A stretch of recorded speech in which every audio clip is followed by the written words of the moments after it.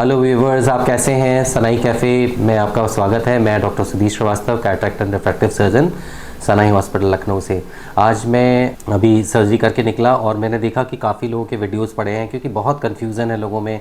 कोई कहता है कि आप फ्लैप क्यों बनाते हैं, कोई कहता है आप फ्लैप निकाल क्यों देते हैं, कोई कहता है कि मुझे समझ में नहीं आया कि लैसिक अगर अच्छा था तो फिर कॉन्टूरा क्यों आया, और कॉन्टूरा अगर अच्छा है तो फिर स्माइल और सिल्क में क्या बुराई है। क्या अगर मेरे पास पैसे हैं ज़्यादा, अगर मेरे पास सारे, मैं कुल इकोनॉमिकली फाइनेंशियली मैं वायबल हूँ, मैं कुछ भी अफोर्ड कर सकता हूँ, तो मैं कौन सी सर्जरी कराऊँ। तो ये मैंने सोचा कि मैं उससे पहले आपको ये बताऊँ कि हम लोग किसी भी सर्जरी को करने के लिए, कोई भी सर्जरी किसी हर आँख के लिए फ़िट नहीं होती। हो सकता है किसी आँख के लिए PRK फ़िट हो, उसके लिए या एपी कॉन्टूरा फ़िट हो, उसके लिए हमें कॉन्टूरा करने की ज़रूरत ना हो। किसी पेशेंट में हमें कॉन्टूरा करने में की ज़रूरत है जहाँ पे बहुत सारे एब्रेजन्स हैं या विजुअल एक्सेस पे करेक्शन करना है। अगर हमें अच्छी विज़न चाहिए तो हम उसमें कॉन्टूरा कर सकते हैं, वहाँ हम सिल्क नहीं कर सकते या स्माइल नहीं कर सकते।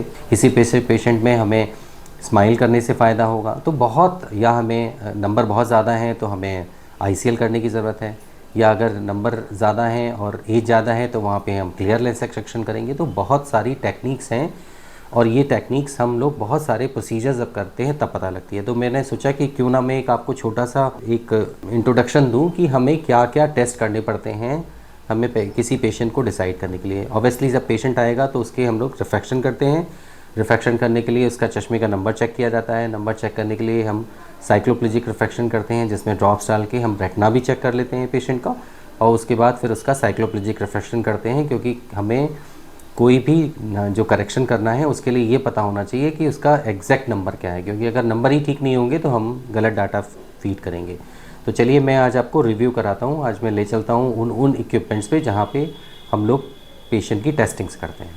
चलिए, तो पेशेंट का रिफ्रैक्शन करने के बाद एक सबसे इंपॉर्टेंट टूल है जिसको हम लोग कैटरेक्ट के पेशेंट्स में भी यूज़ करते हैं, जिसको हम लोग आई ट्रेसी कहते हैं। आई ट्रेसी बेसिकली रे ट्रेसिंग पे बेस्ड होती है और इसमें लेज़र से पूरे आपके रिफ्रैक्शन सिस्टम जो है आँख का, कॉर्निया और उसके लेंस का मेजरमेंट किया जाता है। कौन सी एरर्स हैं कॉर्निया पे, कौन सा एरर आँख के अंदर लेंस में है, दोनों का कंबाइंड एफर्ट का है। तो इससे हमें बहुत सारी इन्फॉर्मेशन मिलती हैं। जैसे एक किसी पेशेंट का अगर हम आई ट्रेसी कर रहे हैं, अगर आप देखें तो इसमें पेशेंट में ये ई दिख रहा है, किसी पेशेंट को वो ई ऐसा दिख रहा है, हेजी दिख रहा है। इसका मतलब कुछ उसमें एरर्स हैं जिनकी वजह से ऐसा है। और बहुत सारे एंगल्स हम लोग चेक करते हैं कि विजुअल एक्सिस का एंगल अलाइनमेंट क्या है। इसका इस्तेमाल आज कैटरेक्ट के पेशेंट्स में और रिफ्रैक्टिव पेशेंट्स में बहुत इंपॉर्टेंट है। इसी में हम लोग देखते हैं कि पेशेंट के, जैसे मैंने बात की कि हायर ऑर्डर एब्रेजन्स और लोअर ऑर्डर एब्रेजन्स होते हैं। तो लोअर ऑर्डर एब्रेजन्स जैसे मायोपिया, एस्टिग्मेटिज्म, हाइपरोपिया, जिनको हम चश्मे से करेक्ट करते हैं या कॉन्टैक्ट लेंसेज से करेक्ट कर सकते हैं। लेकिन कुछ एरर्स ऐसी हैं जिनको हम करेक्ट नहीं कर सकते, लेकिन मशीन पहचानती हैं। तो अगर आप इसमें देखें तो बहुत सारे एरर्स जैसे ट्रेफॉयल, कोमा, ट्रेफॉयल, टेट्राफॉयल, ये सारे एब्रेजन्स हैं, इरेगुलरिटीज़ हैं कॉर्निया की, जो हमें मशीन से पता लगती हैं। जैसे इस पेशेंट में जो एस्टिग्मेटिज्म वाला एरर है वो ज़्यादा है, लेकिन जो बाकी एरर्स हैं वो बहुत ज़्यादा नहीं हैं। ऐसे ही पेशेंट का इंटरनली आँख के अंदर लेंस के अंदर क्या कोई एरर तो नहीं है, वो भी हमें क्लियर हो जाता है। तो आँख के अंदर का लेंस भी बड़ा इंपॉर्टेंट होता है। अगर वहाँ पे कोई भी एरर्स होंगी या कोई भी शेप में चेंजेस होगा, वो भी आपकी काफ़ी विज़न को डिस्टर्ब करता है। तो ये सबसे पहला टूल है जिससे हम लोग चेक करते हैं पेशेंट के कॉर्निया को, लेंस को और पूरा विजुअल एक्सेस को। अब चलते हैं हम लोग दूसरे इंस्ट्रूमेंट पे। तो पेशेंट के रिफ्रैक्शन और ITC करने के बाद पेशेंट को बहुत इंपॉर्टेंट इक्विपमेंट है जिसको हम लोग पेंटाकैम कहते हैं। पेंटाकैम से हमें कॉर्निया की पूरी जानकारी मिलती है, उसकी सरफेस के बारे में जानकारी मिलती है, उसकी बैक सरफेस के बारे में जानकारी मिलती है, कॉर्निया की थिकनेस कैसी है और उसका डिस्ट्रीब्यूशन कैसा है। बहुत सारे जो हम लोग को आई ट्रेसी पे जो हम लोग ने एब्रेजन देखते हैं उनका भी एक कंफर्मेशन होता है।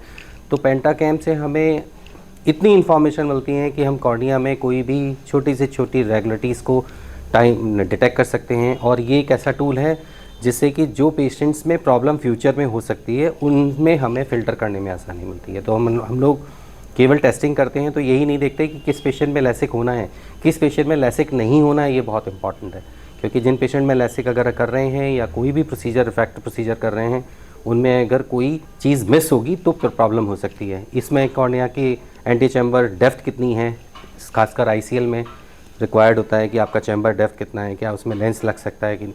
तो सारी इन्फॉर्मेशन हमें पेंटाकैम से मिलती है। फिर पेशेंट को हम लोग टोपलाइज़र पे बैठाते हैं। ये बेसिकली मशीन डायरेक्ट कॉन्टूरा सिस्टम से कनेक्टेड होती है। इससे हम पेशेंट की सारी इन्फॉर्मेशंस, जो कॉर्निया का स्टेटस है, मल्टीपल रीडिंग्स लेते हैं। बहुत सारी रीडिंग्स लेने के बाद उसका एक एवरेज निकाल के वो जो डाटा को हम लोग सिस्टम पे प्रोसेस करते हैं।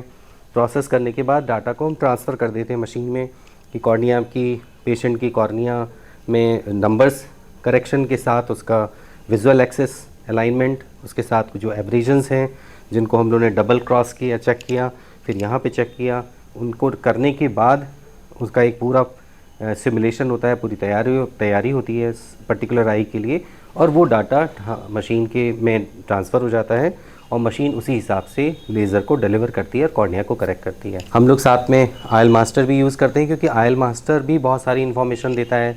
आपकी आँख के अंदर का जो पावर है, लेंस की पावर कितनी होनी चाहिए, इसकी जानकारी मिल जाती है, और ये हम लोग फ्यूचर डाटा प्रोसेस के लिए भी स्टोर कर लेते हैं। तो बहुत सारे इक्विपमेंट्स, टेक्नोलॉजीज़ के थ्रू हमें ये पता लगता है कि इस पर्टिकुलर आँख में हम कौन सी सर्जरी करें। तो इसलिए केवल ये सोचना कि मेरे नंबर इतने हैं तो मुझे कौन सी टेक्निक पे जाना चाहिए, या मुझे स्माइल पे जाना है, या मुझे कॉन्टूरा कराना है, ये डॉक्टर डिसाइड करेगा। इतने सारे टेक्नोलॉजिकल जो इक्विपमेंट्स हैं, टेक्नोलॉजीज़ हैं, उन पे एनालाइज़ करने के बाद आपका फ्लैप बनेगा कि नहीं बनेगा, आपका सरफेस एनालिस पे होगा, आपका फेमटो होगा, आपका माइक्रोकेरेटोम कोई प्रॉब्लम तो नहीं करेगा, या आपको हम लेंटिक्यूल बेस्ड पे जाएंगे, सब एनालाइज़ करने के बाद होगा। कोई टेक्निक बुरी नहीं है, सारी टेक्निक्स की अपनी इंपॉर्टेंस है, सारी टेक्निक्स के अपने इंडिकेशंस हैं। जहाँ जो चीज़ फिट होगी वो की जाएगी। कार की जगह कार काम करेगी, फ़्लाइट की जगह फ़्लाइट काम करेगी। तो इसलिए प्लीज़, जो आप सोशल मीडिया में इतनी इन्फॉर्मेशंस ले रहे हैं, इससे कंफ्यूज मत होइए। आप अपने डॉक्टर के पास जाइए, जो हॉस्पिटल्स जहाँ पर टेक्नोलॉजीज़ हैं, जो डॉक्टर्स जो एक्सपीरियंस्ड हैं, जो कर रहे हैं, वो आपको बेस्ट बताएंगे। तो डॉक्टर को डिसाइड करने दीजिए कि आपके आँख के लिए कौन सी टेक्निक बेस्ट होगी। तो आई होप को आपको ये सारी चीज़ क्लियर हो गया होगा। फिर भी कोई सवाल है तो ज़रूर पूछिए, मैं पूरा कोशिश करूँगा उनको आंसर करने के लिए। और प्लीज़ आप अपने शेयर करिए, नोटिफाई करिए और चैनल को सब्सक्राइब करिए। Thank you.